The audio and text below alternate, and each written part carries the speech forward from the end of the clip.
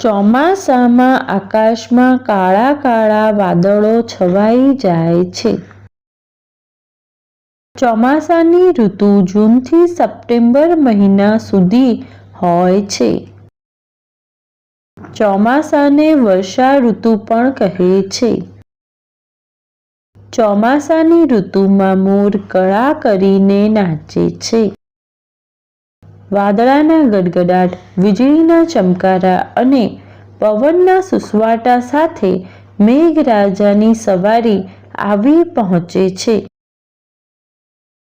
ચોમાસાની ઋતુમાં ચારે બાજુ હરિયાળી છવાઈ જાય છે. ચારે બાજુ ભીની માટીની સુગંધ ફેલાઈ જાય છે.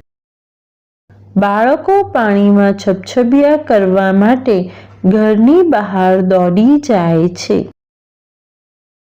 ખેડૂતો ચોમાસાની રાહ જુએ છે.